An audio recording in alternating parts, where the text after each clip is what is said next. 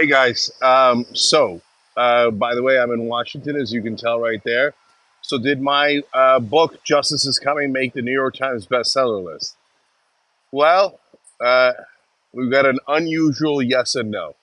How could it be yes and no? That doesn't make any sense. Well, you're right; it doesn't make any sense. But I'm going to explain it to you, and then you'll see what I'm talking about.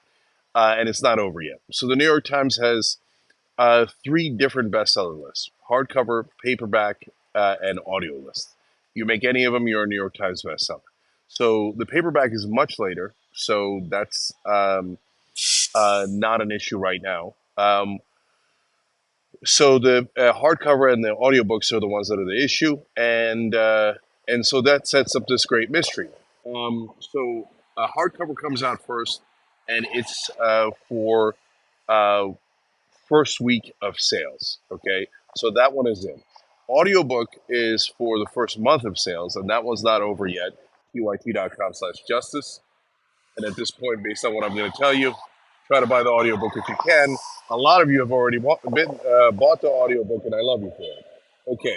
And by the way, everyone who's reading it is saying great things, which I deeply appreciate. And it is an excellent summary of the progressive movement and what we need to do to win and how we are going to win. Okay. So, uh, so on the hardcover, we sold enough books to make the list. It's the top 15 that make the list. Now, wait, that sounds like a yes. We sold enough books to make the list. Where's the no part? Well, the no part is New York Times didn't put us on the list. So that is greatly, greatly frustrating. Um, Now, is it a conspiracy against me? I don't know, and likely no, right? Um, but two of the books that are on the list sold less than we did, and they got on there anyway. And so, is it true that sometimes books don't make the bestseller list when they've sold enough copies to make the bestseller list? Yes, that does sometimes happen. They say that it's based on the distribution of books and how many books. And yeah, maybe that's true. And so uh, it's impossible to know. It's impossible to know. But they have made a decision for other factors other than sales that we did not make the list, even though two of the books clearly sold less copies than we did. So, guys, this is pretty much the story of my life, and it's actually kind of what I wrote about in the book in terms of progressives being invisible. So we sell enough books to get on the hardcover list and become a New York Times bestseller, but yet we're not on the list and hence invisible. I mean, I literally wrote about it in the book about how mainstream media thinks progressives are invisible and refuses to cover them. And this is kind of a pretty spectacular example. And it might not be that it was on purpose or conscious. It just might be an unconscious thing of their bias, and they think, well, okay.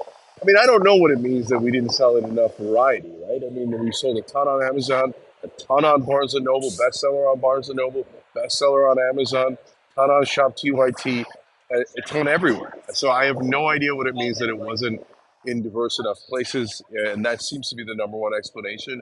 Although they don't, um, they don't give you an official explanation. You just kind of have to guess at that one. And anyways, Joshua Bailey, who's a TYT member, just wrote an audiobook. It's great. I appreciate you. The audiobook list we can still make. It's harder because it's a month-long list. And so it includes all the books for the month, not just the ones that released from this week. But we have a ton of audiobook sales because, uh, a lot of you want to listen to me here say the book, right? And so let's keep going. tyt.com/justice. I love all of you guys that bought it. I love those of you who bought it for family members who are conservative, who are establishment Democrats, etc. And seeing them get convinced by the book is the greatest thing in the world and way more important than any list. But we definitely still have a shot at it, and that'll come out in the beginning of October after September is over. So tyt.com/justice. I'll report. I'm going to go live again here from DC with an interview with Ro Khanna a little bit later today, talking about something new we're going to launch next week called Operation Hope. I have made some news here in DC talking about other things, including the presidential race, We'll talk more about that later. Yes, Diane Feinstein has passed away. You're going to hear more about that in the live show tonight at 6 o'clock Eastern, as we do every day, Monday through Friday, right here, youtube.com/The Young Turks. So much love, guys. Thank you to everyone who bought the book and made it, bought enough for it to make the bestseller list, even if it didn't make it. And we still have an excellent shot at the audiobook. So love you guys. Thank you. Appreciate you. And I'll see you guys soon.